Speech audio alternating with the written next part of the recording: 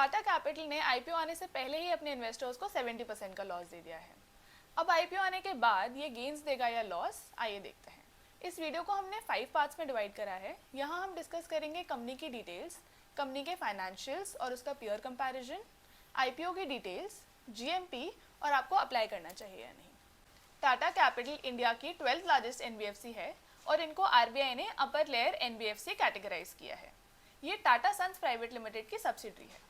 Asset under management के हिसाब से इनकी रैंकिंग 4th है after Bajaj finance, LIC housing finance and Shriram finance. अगर इनके बिजनेस की बात करें तो ये lending and non lending services provide करते हैं। लेंडिंग सर्विसेज मतलब कि लोन देना, ये 25 टाइप्स के लोन प्रोवाइड करते हैं। एंड नॉन लेंडिंग सर्विसेज में ये सर्विसेज देते हैं जैसे कि इंश्योरेंस, वेल्थ मैनेजमेंट एट्सेट्रा। लेकिन इससे सिर्फ इनका 3% रेवेन्यू ही आता है। इनका मेजर 97% रेवेन्यू आता है लेंडिंग सर्विसेज। कंपनी के फाइनेंशियल्स डिस्कस कर लेते हैं। अगर कंपनी के एसेट्स देखें तो कंपनी के पास 2.52 लाख करोड़ के एसेट्स हैं जो ईयर ओवर ईयर ग्रो हो रहे हैं 2023 से। कंपनी का रेवेन्यू एंड प्रॉफिट भी इंक्रीज हो रहे हैं ईयर ओवर ईयर कंसिस्टेंटली। अगर प्रॉफिट मार्जिन की बात करें तो 2023 में 21.6% था, 2024 में 18.2 एंड FY25 में 12.8% ही रह गया है। जून में देखें तो ये 13.5% था। मार्जिन कम हुआ है लेकिन प्रॉफिट ग्रो हो रहा है। लेकिन इतनी बड़ी कंपनी है, जनरली हम देखते हैं कि अगर प्रॉफिट इंक्रीज भी हो रहा हो तो प्रॉफिट मार्जिन कम होना कोई बहुत बड़ी बात नहीं। नेटवर्थ एंड रिजर्व्स भी इंक्रीजिंग ट्रेंड पे हैं। लेकिन अगर बोरोइंग्स की बात करें तो बोरोइंग्स थी जून 2025 में 2.11 लाख करोड़ की। ये थोड़ी ज़्यादा हैं, लेकिन ऐसे बिजनेसेस में लोन लेके लोन दिया जाता है तो ये कुछ बहुत एबनॉर्मल नहीं है। अब कंपनी के केपीआईज डिस्कस कर लेते हैं। रिटर्न ऑन इक्विटी की बात करें तो 12.6% है। ये ठीक है क्योंकि कंपनी काफ़ी ज़्यादा बड़ी है। रिटर्न ऑन नेटवर्थ देखें तो 11.2% है। मेरे हिसाब से ये थोड़ा कम है, अगर 15 के आसपास होता तो ज़्यादा बेटर होता।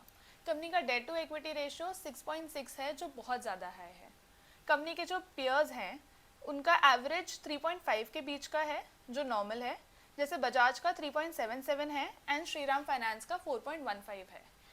इस कंपनी का थोड़ा ज़्यादा हाई है, अगर ये 3 to 4 के बीच में होता तो बेटर होता।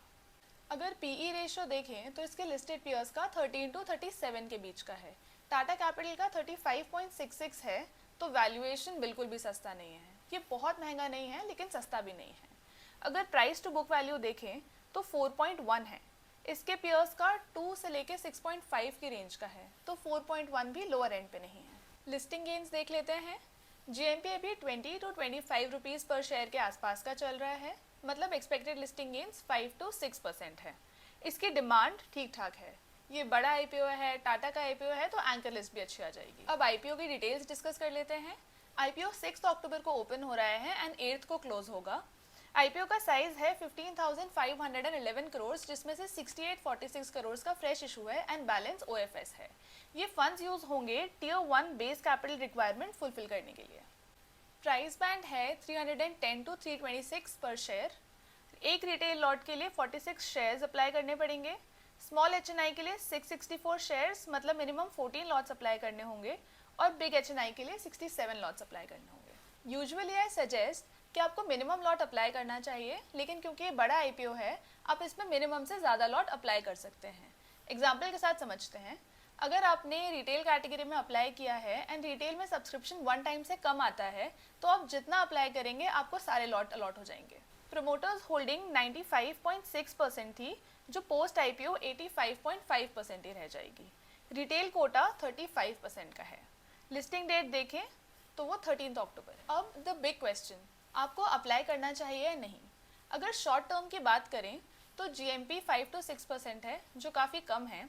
वैल्यूएशन भी सस्ती नहीं है, बट प्राइस बैंड के हिसाब से ये ठीक है। एंकर लिस्ट अच्छी आ जाएगी और सब्सक्रिप्शन भी अच्छा मिल सकता है क्योंकि लोग काफ़ी एक्साइटेड हैं इसके अलॉटमेंट के लिए। ये बड़ा आईपीओ है तो ज़्यादा लिस्टिंग गेन्स एक्सपेक्ट नहीं कर सकते, लेकिन ये निराश भी नहीं करेगा। अब अगर लॉन्ग टर्म की बात करें तो पॉजिटिव्स ये हैं कि इसके रेवेन्यू एंड प्रॉफिट इंक्रीज हो रहे हैं। एसेट अंडर मैनेजमेंट के रैंकिंग में ये टॉप 5 में आता है और एनबीएफसी एक बहुत अच्छा सेक्टर है। अब अगर नेगेटिव्स की बात करें तो डेट टू इक्विटी रेशियो 6.6 है, जो बहुत ज़्यादा हाई है। वैल्यूएशन भी सस्ती नहीं है and most importantly unlisted market में ये 1000 से ज़्यादा की वैल्यू पे ट्रेड हो चुका है। इसका मतलब ये है कि आईपीओ का प्राइस अगर थोड़ा भी बढ़ेगा तो जिन लोगों ने हाई प्राइस पे खरीदा हुआ है वो सेल करना चाहेंगे, मतलब सप्लाई बहुत ज़्यादा हो सकती है जो इसके प्राइस को इम्पैक्ट करेगा। ये एक लॉन्ग टर्म बेट है, शॉर्ट टर्म में ज़्यादा बड़ा मूव एक्सपेक्ट ना करें। ये था डिटेल्ड एनालिसिस इस आईपीओ का। प्लीज़ अपने फाइनेंशियल एडवाइजर से कंसल्ट करें before applying. Would you be applying in this IPO? Let me know in the comments.